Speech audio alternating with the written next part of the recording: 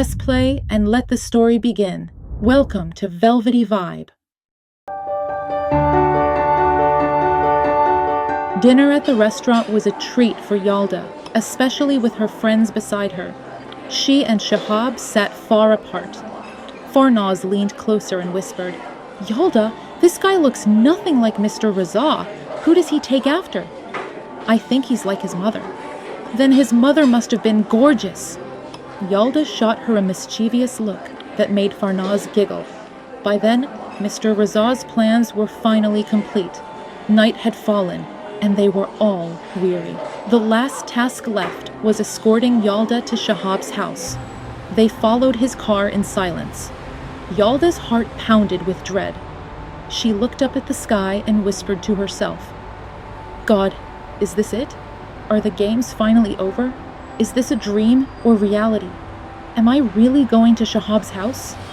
Please let me get through tonight. How can I share a roof with a man who feels like a stranger?" Even though nothing between them would resemble a normal married life, the idea of living in the same house terrified her. When the car stopped, nausea twisted in her stomach. Farnaz and Narjas had gone quiet, sensing her unease. The seriousness of it all weighed heavy in the air. Sasan turned off his car, twisted in his seat, and said firmly, "Miss Yalda, if anything happens, anytime, no matter the hour, you call my phone. Understood?" Farnaz's eyes widened. "What are you saying, Sasan? Don't spook her like that. Look at her face. She'll faint if you keep it up. It's not like he's some criminal. He's her husband now." She turned to Yalda, softening her voice. "He's just being dramatic. Nothing will happen. You'll go to your room, sleep in peace, and call us first thing tomorrow." "What? I didn't say anything bad," Sasan shot back. "All I meant was, it's better to be cautious." Nargis cut in gently. "Yalda, he's right in his own way. But don't be afraid.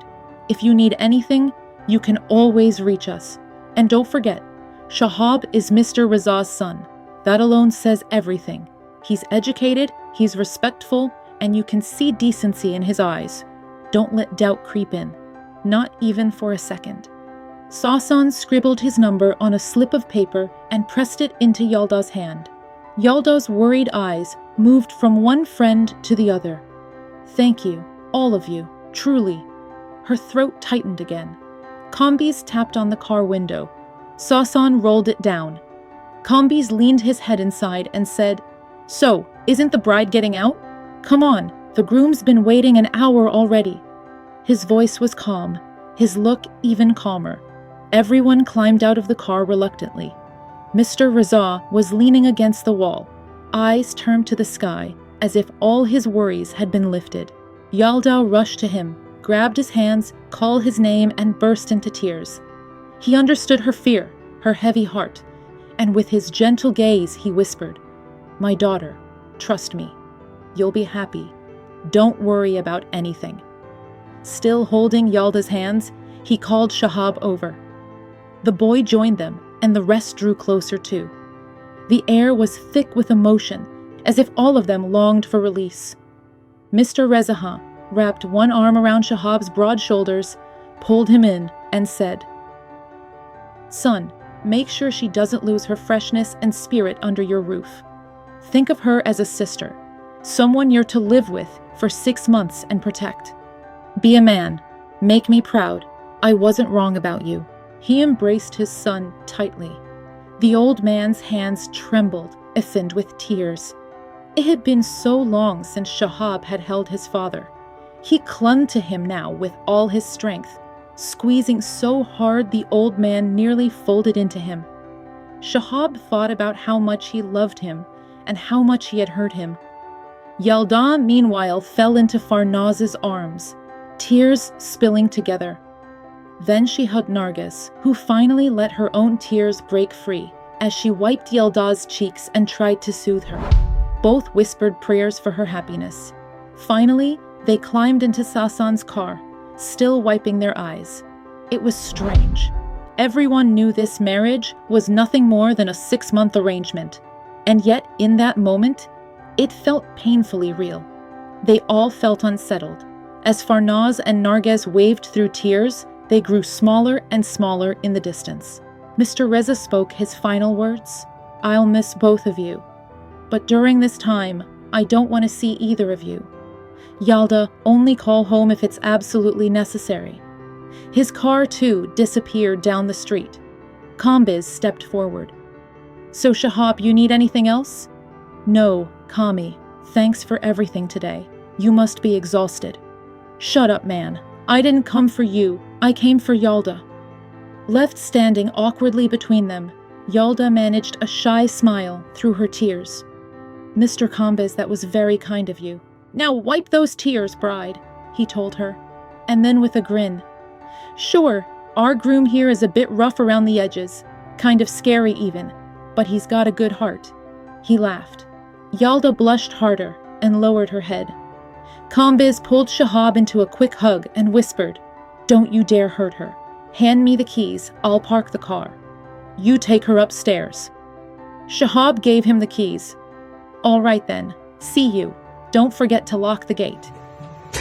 The car lights swung unevenly as Kambiz drove into the garage, making Yalda squint. When she opened her eyes, Shahaab was standing beside her. Without a word, he unlocked the main door and stared at her. Yalda hesitated. His puzzled look cut into her. "Why are you just standing there?" he asked. She stammered, "Should I go in?" Shahaab, exasperated, muttered as if dealing with someone utterly clueless. "What, you planning to stand out here till morning?" Hurt by his tone, Yalda frowned and stepped inside, heading toward the stairs. The apartment was on the 3rd floor, but Yalda didn't know, so she stopped on the 5th step, waiting. She heard Shahab's muffled voice saying goodbye to Kami, then the door closing. His eyes swept over her, amused and annoyed. "You're still standing here?" Yalda snapped, her patience gone. "First of all, I don't even know which floor we're supposed to go to. Second, the key's in your hand." He gave her a hard look, but said nothing, just bounded up the stairs 2 at a time. Yalda followed. He seemed a little nervous too as he opened the door. Both of them were breathing heavily now. Yalda stood close, catching the scent of his cologne, and for a second thought how unbelievably good it smelled. Shahaab glanced at her, then simply said, "Go inside." As the lights flicked on, Yalda found herself in a stranger's home. A rather small living room stretched out before her. The furniture neatly matching the curtains. A large television sat in the far left corner. Yet everything looked as though it was wrapped in a hazy film, as if nothing around her was truly real. "What am I even doing here?" she thought. "Am I really supposed to live in this place? How?" An uneasy feeling pressed down in her chest. She was restless, anxious. Shahaab, as though trying to assert some kind of authority, went around switching on each light one by one. On the right side of the living room were 2 bedrooms. He pushed one door open and said flatly, "Your things are in here for now." "So that's my room?" Yalda thought. Or does he mean I'm not supposed to step outside of it, like I'm some kind of prisoner? Across from the bedrooms was a narrow hallway. Inside, there was a bathroom and a toilet, and at the very end, the kitchen. Yalda didn't know what to do with herself. More than anything, she just wanted to slip into her room, shut the door, and escape Shahab's condescending presence. But Shahaab looked equally irritated. He ran a hand through his hair and said, "Well, don't just stand there. Sit down. I need to talk to you." Slowly, Yalda moved closer. Her eyes locked on his. Shahaab dropped onto the couch, leaning forward to grab the TV remote. "Look," he began, "I need to make a few things clear. Things that'll make it easier for you to get through these 6 months you'll be staying here without messing up your own life. Sure, you and I, we both agreed to live under the same roof for a while, because it benefits us. But this should have 0 effect on our private lives. You've got your life, I've got mine. I don't want you interfering in my business. And don't worry, I won't interfere in yours either. I'm just saying this so you don't get the wrong idea from that nonsense at Reza's friend's house today. Don't start thinking anything's changed between us, because it hasn't. Like I told you before, I have my own plans." Yalda's patience was wearing thin. She didn't want to hear these same lines again and again. She wanted to speak up, to defend herself. But why couldn't she? Why was she so ashamed, so powerless in front of him? Shahaab leaned back against the couch. "And just so you know," he added casually, "I already love someone. You could even say I'm engaged." The room spun around Yalda. She was exhausted, dizzy, too drained to endure another round of humiliation. She couldn't make him understand that his so-called plans meant nothing to her. She didn't even have the energy to argue. But her wounded pride twisted into a flash of fury. Suddenly, she shot up from the couch, under Shahab's astonished gaze. She stormed off and slammed her bedroom door shut. She stood still for a moment, letting her eyes wander across the room. All of her belongings had been moved there. Her books neatly arranged on the shelf, her clothes tucked inside the wardrobe, the little doll, her most precious keepsake from her parents, placed carefully among the rest. Everything had been organized with Parvaneh's usual sense of order and taste. Yalda's gaze lingered on the bed, on the new bedspread, a soft shade of lavender patterned with yellow flowers. The colors somehow worked together beautifully. A tall mirror stood across from the bed. She walked over, looked at herself. Her face looked tired. She couldn't explain why the sadness pressed on her so sharply. The fear and nervousness from earlier had faded, only to be replaced by loneliness and a crushing sense of emptiness.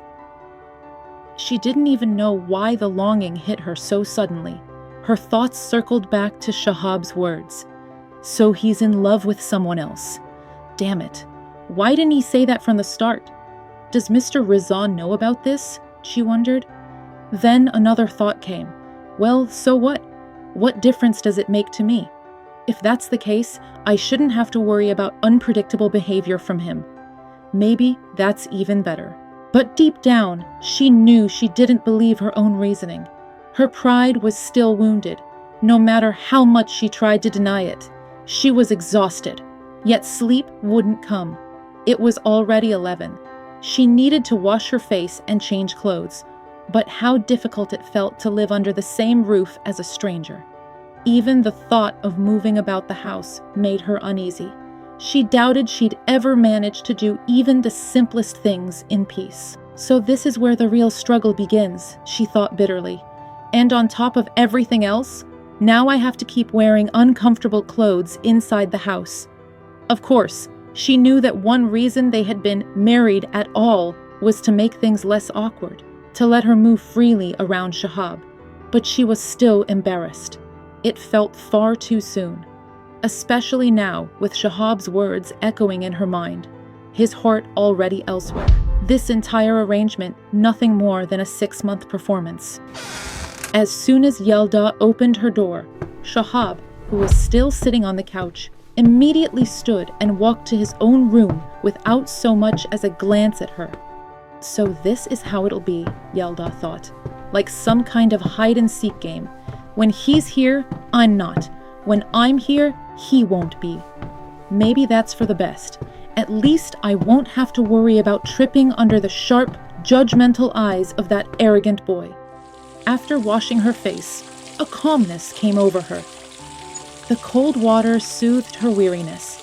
She studied her reflection in the mirror. She looked soft, almost beautiful.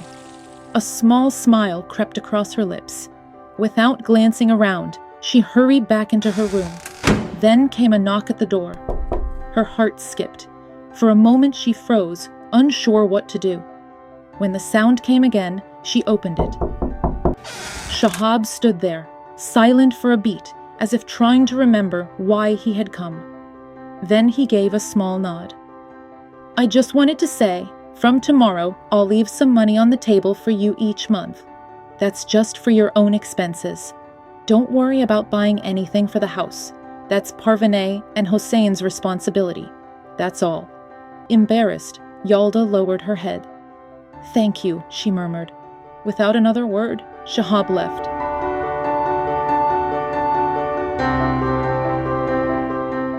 Yalda pulled out her notebook, opened her volume of Hafez, and cast a fortune. "Blessed is the heart that never strays from the path of love." That answers every call without hesitation. She frowned. What's that supposed to mean? How does this have anything to do with me? Even though she studied literature and loved poetry deeply, she never fooled herself. Unlike so many who pretended to understand Hafez, casting fortunes left and right, forcing his words to fit their own lives. Yalda found that foolish. She believed Hafez only truly spoke when you came to him with a broken heart, when you prayed sincerely. And let God answer through him. Yalda closed the book of Hafez. She wasn't heartbroken, not at all, and so the words felt empty. Instead, she reached for her pen and opened her diary. Whenever something weighed on her chest, she wrote it down.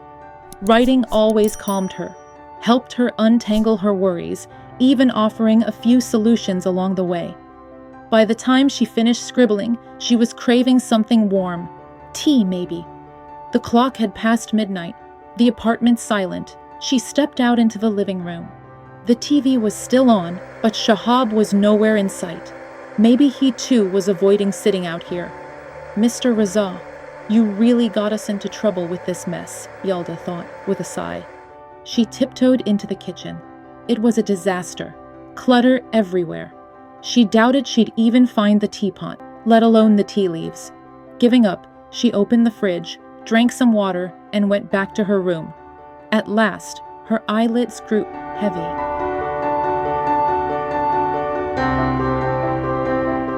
A few hours later, she woke up and sat on the bed, unsure if Shahaab was home or not.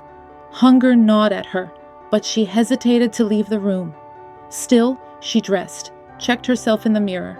Her face was puffy. She hated the sight.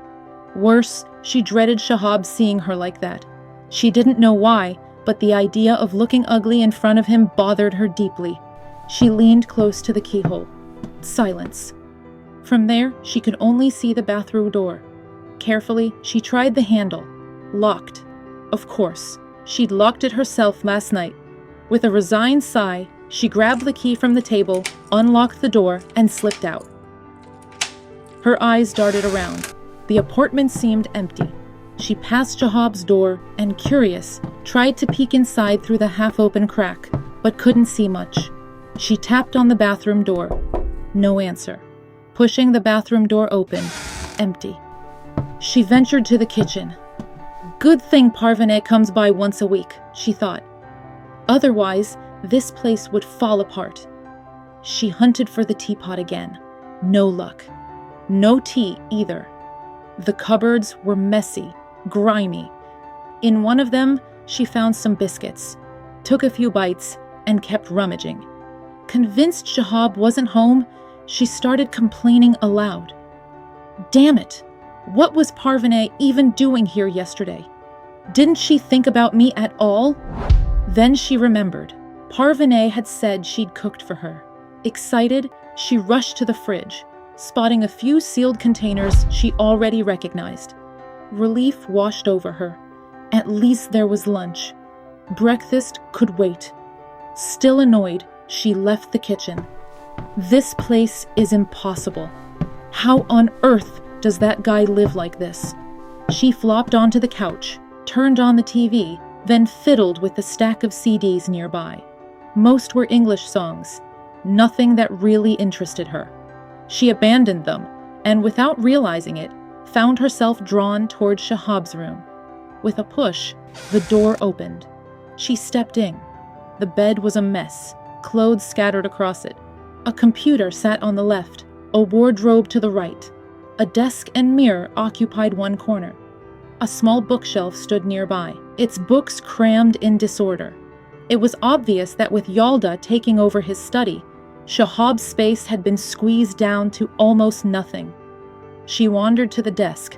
Bottles of cologne cluttered the surface. One by one, she tried them, but the lingering scent in the air was the one Shahab always wore. She searched for it, but couldn't find the exact bottle. Then her eyes landed on the telephone, a spark of joy. Finally, she could call Nargis and Farnaz, talk her heart out. She hurried out, leaving Shahab's door half open, and grabbed the phone in the living room. She dialed Nargis. "Yalda, oh my God, it's you? Are you okay? Why didn't you call this morning? I was sick with worry." I'm fine. How are you?" "What happened?" "What do you mean?" "Last night, we were dying of anxiety." Yalda laughed. "Nothing happened. Honestly, not at all the way we thought it would." "Thank God, I knew it. But you should have seen Farnaz. Oh, that idiot. Right after you left, she scared the life out of me. And today she's already called 100 times.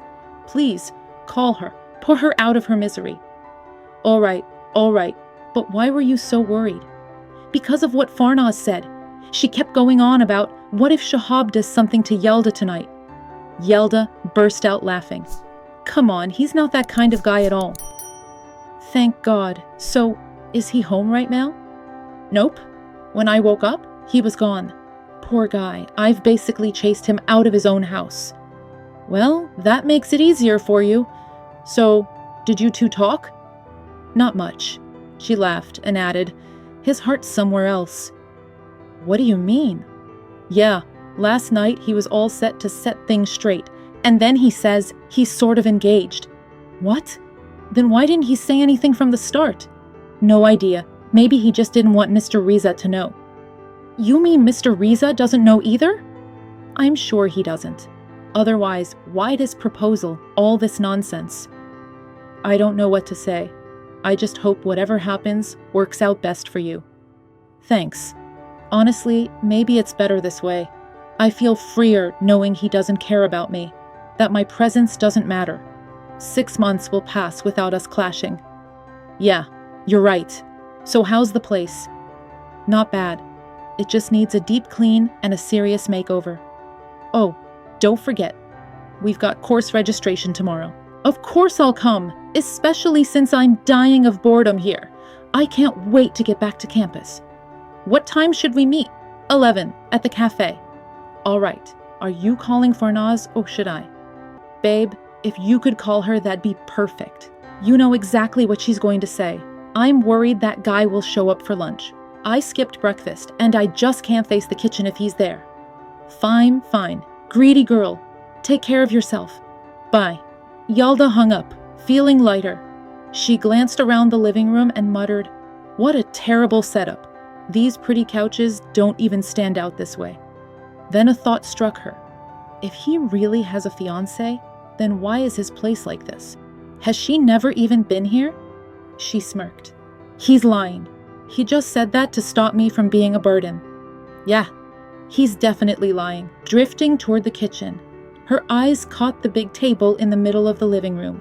Beside an empty vase lay a stack of cash. Yalda remembered what Shahaab had said the night before. She counted the bills, much more than she'd expected. Carefully, she set them back down, almost ashamed to have touched them. Eventually, she warmed up some food and ate, but the boredom pressed down on her. She felt restless, unable to concentrate on anything.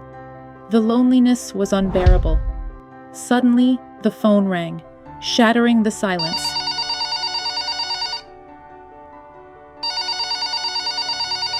She picked it up. A vaguely familiar voice chuckled on the other end. Well. Hello, bride-to-be. Hope I'm not interrupting."